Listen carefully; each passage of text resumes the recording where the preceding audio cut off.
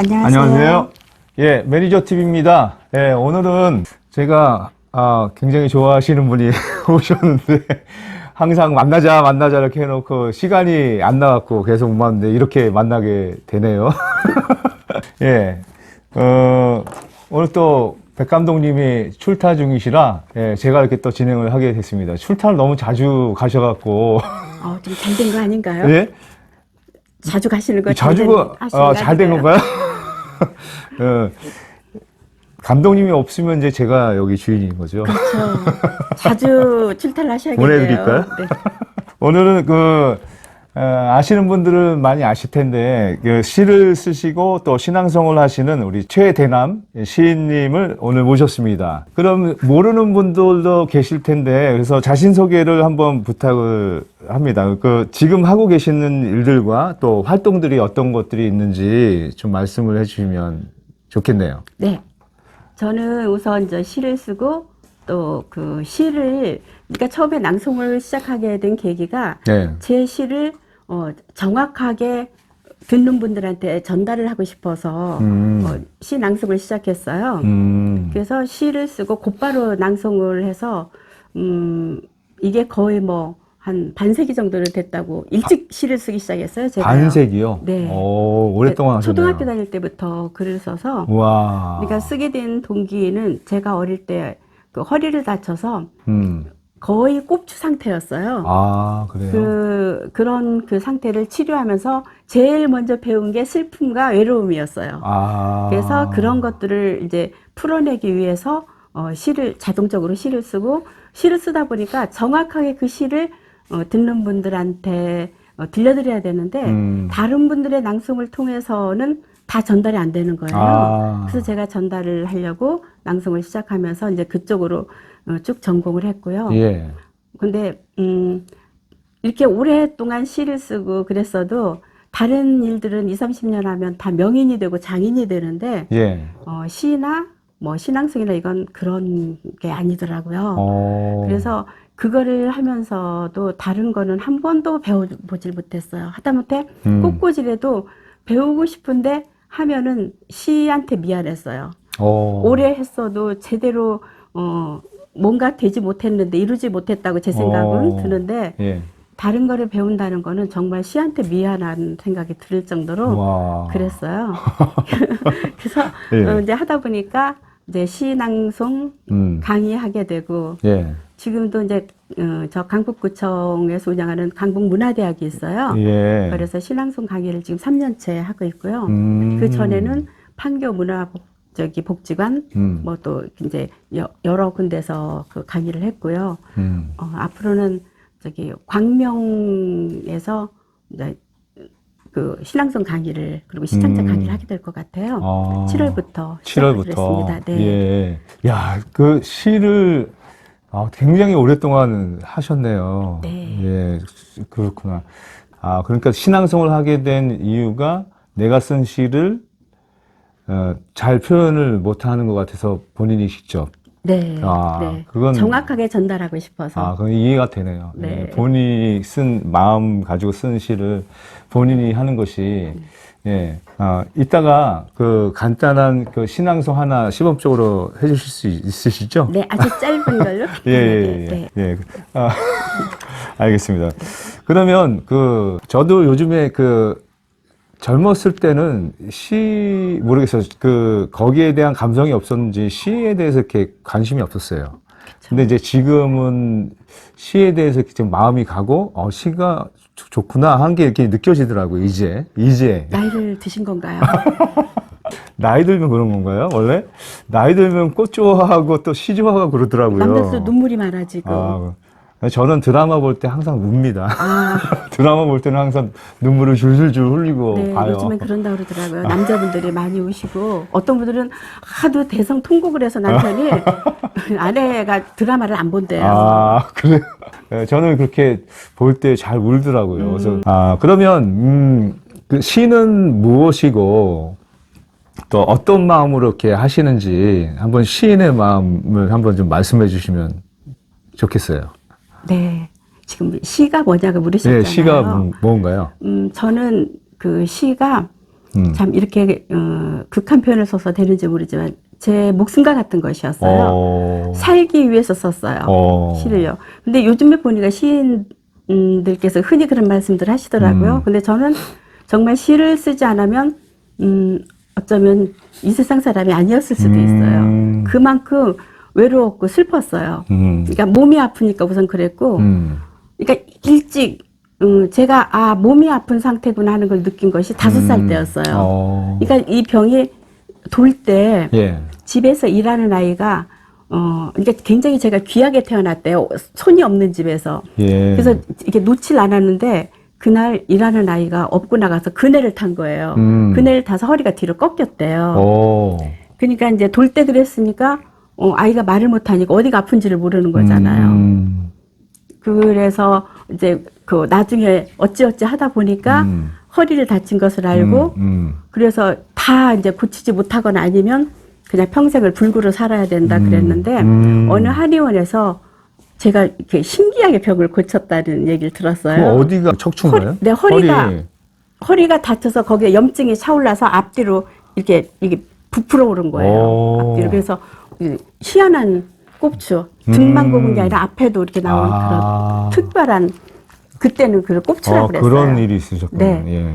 그래서 다 이제 죽기로 이렇게, 죽는 아이로, 그래서 집에서 늘 그 죽음의 그림자가 깃들어서 울고 불고 그런 집이었는데, 한의원에서 이렇게 낫게 되고, 그러면서 좀 더 오래 살게 하려면 이름을 대남으로 지어라.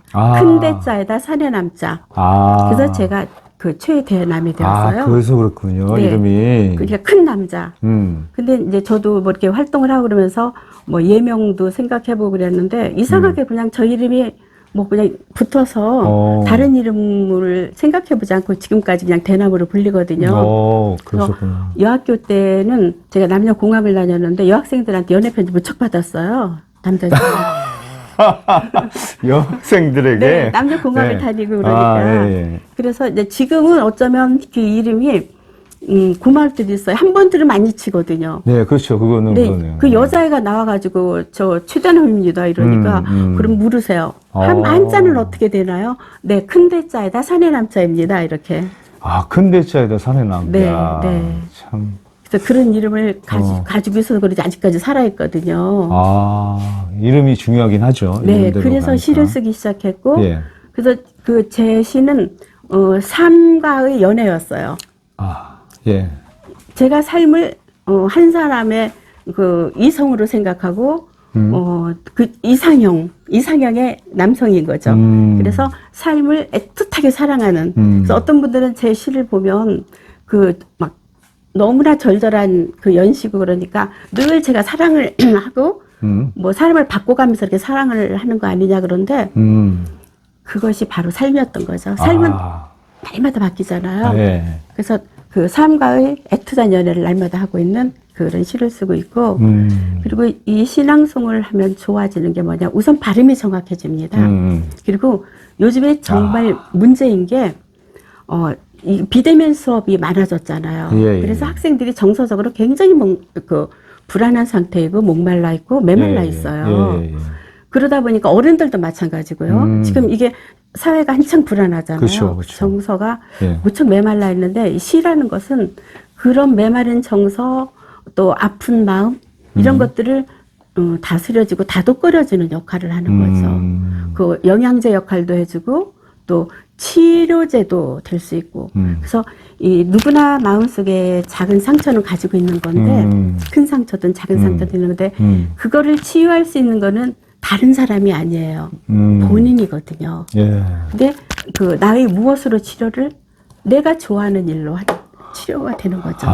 그래서 시는 또 신앙송은 가장 좋은 치유의 시간이라고 생각해요.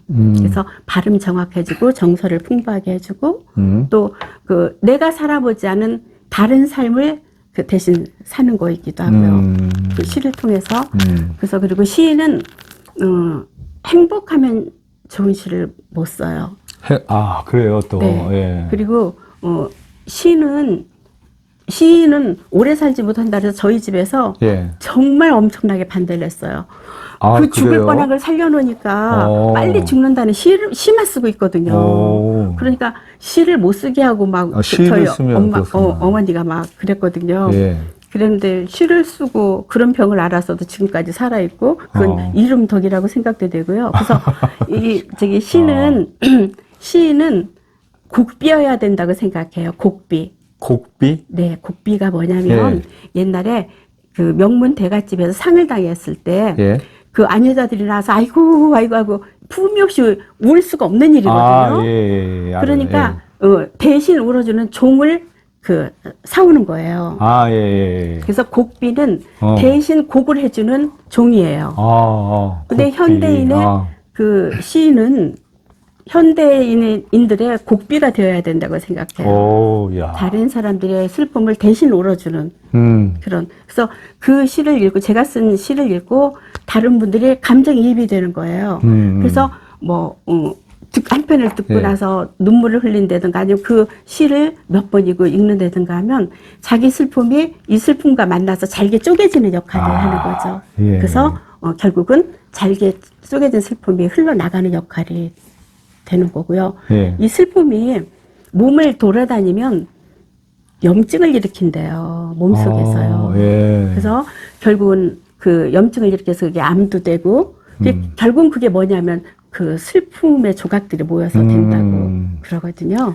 그러니까 시인은 그런 것들을 풀어내주는 역할을 하는 곡비이고 신앙송가도 그래야 된다고 생각해요. 이야, 이 시에 엄청난 철학이 들어있네요. 지금 들어보니까, 그렇네요. 저도 그 말에 굉장히 동감이 가는 게, 이렇게 노래도 이렇게 가사를 보면, 나의 상황과 이렇게 딱 맞으면 굉장히 거기에, 뭐랄까? 네, 내 공감이 얘기 되고, 같잖아요. 내 얘기 됐고, 거기에 완전 빠져들고, 네. 그거로 어떨 때는 이렇게 위로가 되고, 치유가 되고, 맞는 말인 것 같아요. 시가 그런 역할이 있네요. 네. 보니까. 그러면, 이따가 반주는 하면서 하는데, 지금 딱 시를 한번, 갑자기? 네, 갑자기 한번. 잠깐만. 예.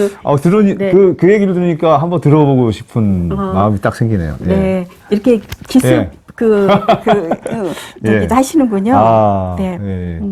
그러면 제 시 짧은 거 한 편 하겠습니다. 예. 사랑하는 사람한테는 최대남. 사랑하는 사람한테는 아무것도 바라지 말자. 얼만큼, 얼마나 오래. 한계를 말하는 언어도 지워버리자. 움직이는 대로 넉넉한 눈빛으로 지켜보며 그의 어디쯤 내가 있을까 기웃대지 말자. 사랑하는 사람한테는 사랑 그 하나만 보내자.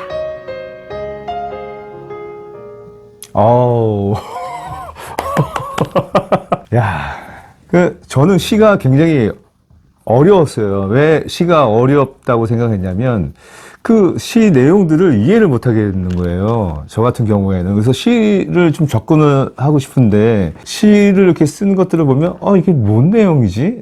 이렇게 굉장히 생각을 해야 되고, 이해가 안 되고. 그래서 시는 제가 질문하는 건데요. 책을 많이 읽어서 어휘력을 많이 갖고 있는 사람들이 쓸 수 있는 건가요? 물론 그것도 자료가 되고 바탕이 되죠. 근데 초등학교도 졸업하지 않은 분들이 시인이 되신 분들 많아요. 많고요. 예. 이제 시는 우선 현대 시는 어렵게 써야 된다고 생각을 하고 어려워요. 그래요? 근데 참 이거 현대 시를 쓰는 분들 제대로 쓰는 분들은 이건 자칫하면 저를 제가 공격할 수도 있는 얘기인데요. 요즘 시인들은 자기가 어렵게 써놓고 무슨 얘기 썼는지 모르는 분들도 많아요. 당연히 읽는 우리 몰라요. 예, 그렇군요. 네, 그래서 시라는 것은 저는 그래요. 서정시가 최우선이고 읽어서 쉽게 와닿고 쉽게 이해할 수 있는 시 그런 시들 저는 좋은 시라고 생각해요. 그게 좋은 시겠죠. 네, 옛날에 저는 기녀들이 쓴 시조들 그런 것을 굉장히 좋아하는데요. 그런 분들은 실제 생활에서 사랑하고 헤어지고 사랑하고 헤어지고 거듭하면서 얻어진 실제 경험을 쓰신 글들이거든요. 예. 그래서 지금도 황진이의 그 어저 내일이나 동짓달 기나긴 밤 이런 그 연시들은 절절한 연시는 지금 이렇게 뛰어난 그 시인들이 많이 배출되고 그랬어도 그 시를 뛰어넘을 수 있는 연시는 없다고 지금 그렇게 평을 내리거든요. 그렇군요. 네. 그래서 시는 우선 내가 감정이입이 될 수 있게 쉽게 이해할 수 있는 시가 나한테는 좋은 시인 거죠. 문학적인 가치는 다른 데서 평을 하는 거고. 그래서 저도 시를 접근하려고 하다가 이제 시집을 사가지고 읽다가 보면 네. 그 짜증나죠. 예, 이게 뭔 말이고 또 읽다 보면 머리가 너무 지끈지끈 아픈 거예요. 이게 이해가 안 되는 것들이 너무 많아서 시를 이렇게 접근을 하지 못하고 가끔 가다 보면 굉장히 이해가 쉽고 마음이 탁 가는 쉬운 시라고 그럴까요? 제가 표현을 하면 네. 이 시 너무 좋다. 내 마음에 딱 닿는데 어떤 것들은 말을 막 꺼놔가지고 이게 도대체 무슨 말을 하는 거야? 이런 시들이 많아서 네. 제가 접근을 못 하겠더라고요. 저기 조 PD님 네. 그 부안에 매창이라는 기생이 있어요. 네. 그 기생은 지금 부안에서 정절부인으로 예. 기생에서 유일무이하게 정절부인 호청을 받으면서 매창 오. 공원이 생겼어요. 오. 근데 그분이 쓴 그 사랑하는 그 님을 기다리면서 쓴 시조가 있거든요. 예, 예. 그거 잠깐 한번 해볼게요. 예, 예, 예. 이화우 흩날릴째 울며 잡고 이별한 님, 축풍에 낙엽져도 나를 생각하는가, 천리의 외로운 꿈만 오락가락하노라. 가슴이 팍 꽂히는데요? 이거는? 이건 거의 정혼을 그러네요. 하다시피 한 그러니까 기생이니까 정실 부인을 못 되더라도 기생첩으로 이렇게 맞이하겠다고 약속을 한 그 유희경이라는 선비가 서울 가서 장원급제하고 그리고 매창이라는 기생을 찾질 못했어요. 그 안에 임진왜란 때를 막으면서 그랬는데 이 사람이 기다리다가 그야말로 상사병이 든 거죠. 그래서 죽어가면서 이 시를 읊었고, 그러니까 이제 기생들이 부담이 돼서, 자기네들이 돈을 거두어서, 옛날에는 걸어가야 됐잖아요. 네. 그 부안에서 한양으로 소식을 띄우고, 그래서 그 소식을 듣고 유희경이 내려왔지만, 이미 이 매창은 죽었어요. 죽어서 그 원혼을 달래느라고 그 앞에 가서, 이렇게 그 헌주도 하고, 그런 야사가 있죠. 그래서 그 매창공원 부안에 가면, 매창공원에 있어서 그 당시에 그 문인들이 거기 와서 시를 쓴 그것들도 다 시비로 제작되어 있고 그래요. 이야, 놀랍네요. 그러니까 시를 그냥 저는 바깥에서 이렇게 들여다봤을 때는 그냥 뭐 시 쓰나 보다 했는데 우리 대남 시인님께 들어보니까 시 엄청난 깊이가 있네요. 저도 그래서 시를 좀 배워보고 싶고, 제가 요즘에 이게 편집도 하고 그러는데, 보면 유튜브에 보면 시 낭송을 이렇게 음악과 영상과 이렇게 낭송하는 걸 이렇게 하시는 분들이 있는데, 어떨 때는 그게 굉장히, 이거 좋다, 이렇게 하거든요. 그래서 저도 한번 해봐야 되겠다, 이런 생각이 들었었어요. 네. 그래서, 근데 시를 어떻게 해야 되나? 그런 생각이 많았는데, 오늘 이렇게 들어보니까, 시는 이렇게 해야 된다는 이렇게 그런 생각이 드네요. 그러면 혹시, 시를 다 외우고 하시는 건가요? 아니면은, 아니요. 다 제가 외우진 시를 않고. 굉장히 많이 외웠어요. 예. 그 100여 편 넘게 외우고 그랬는데, 이 강의를 하면서 너무나 많은 시들께서 해서 발췌해서도 하고, 그 전편을 하고, 이렇게 하다 보니까 다 비워졌어요. 그럴 때는 이제 생각나는 몇 편만 외우고 나머지는 보면서 하는 낭독을 하죠. 그리고 요즘에 낭독을 선호하는 게 이제 연세 드신 분들이 특히 더 좋아요. 신앙송을요. 근데 이 외우는 데 대한 그 부담이 너무나 커서 좌절하시는 분들도 많거든요. 그래서 요새는 낭독으로 가는 추세예요. 낭송과 낭독은 무슨 차이죠? 네, 좋은 질문 하셨어요. 낭송은 외워서 하는 거예요. 그래요? 낭독은 보고 읽는 거예요. 간단하죠? 그렇구나. 네. 낭송은 외워서 하는 거고, 낭독은 보고 하는 거고. 네. 근데 그렇군요. 저는 낭독도 참 좋다고 생각해요. 꼭 외워서 하다가 대부분 틀리는 경우 많아요. 그 막 당황해서 그러시는데, 그거보다는 이렇게 보고서 여유를 갖고 낭독하는 것도 참 좋은 거죠. 아, 그 차이를 알아서 너무 속이 시원하네요. 낭송과 낭독의 차이. 예. 아, 오늘 더 듣고 싶은데, 예. 속편으로 갔으면 좋겠네요. 그래서 속편에서 더 깊은 얘기를 이렇게 좀 하고, 또 이렇게 백 감독님과 함께 또 2편에서 또 더 깊은 얘기를 이렇게 나누시면. 아, 백 감독님 오신 거예요? 아, 뭐, 오시겠죠. 다음 주에. 아, 네. 다음 주에 오시니까 또 네. 한 번 오셔갖고. 네. 찍으셔야 됩니다. 아, 이제 더 듣고 싶어요. 저는 이제 시에 대해서 제가 관심이 조금 갔기 때문에 시를 어떻게 써야 되지? 근데 저는 시가 안 나오는 거예요. 그래서. 아, 그럼요. 네. 네. 근데 네. 이제 작곡도 하시고 기타 예. 연주도 하시잖아요. 예.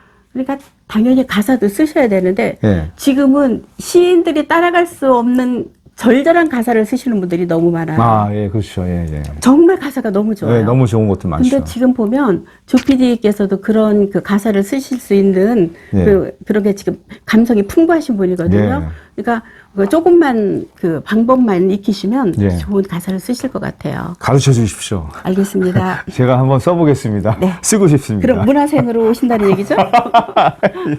예. 그러면 오늘은 1편을 이렇게, 인사하고 마치고, 다음 2편에서 우리 제대남 시인님을 다시 한번 만날 수 있도록 이렇게 하겠습니다. 그러면,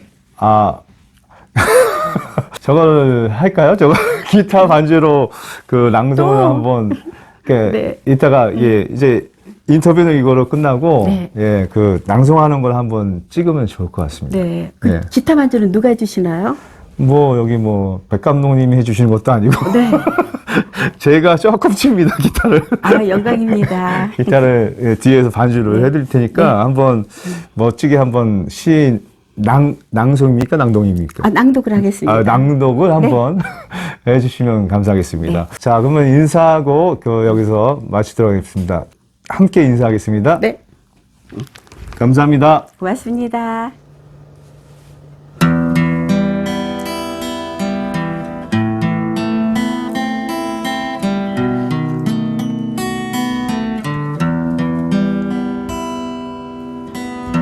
맨발의 무희 최대남. 나는 완벽하게 슬픈 무희다. 무대는 언제나 거대했다. 막이 오르기 전 나는 늘 빨간 드레스를 입었다.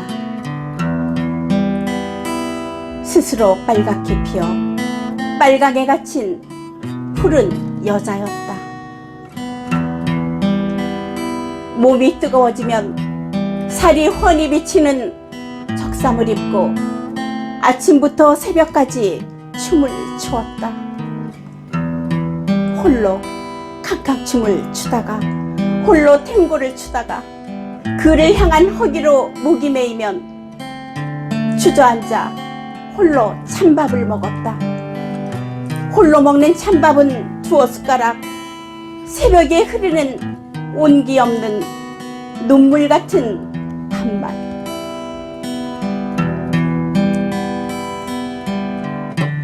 붙잡고 싶은 내 눈빛을 그가 강한 등으로 막아섰다. 당신에게 가는 길은 너무 멀다고. 그의 답시는 기다리다가 기다리다가 와르르 와장창창 무너질 무렵 마른 꽃잎처럼 왔다. 그날 나는 이리떼가 울부짖는 낯선 음악을 떠올리며 춤을 추었다. 살고 싶었다. 이 피굴한 그리움.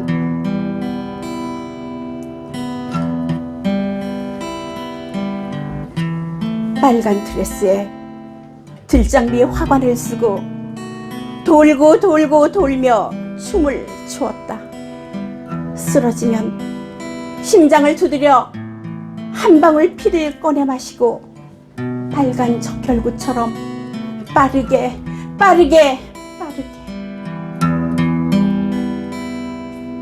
접신의 경지에 이르기까지 사랑은 수시로 불욕이다.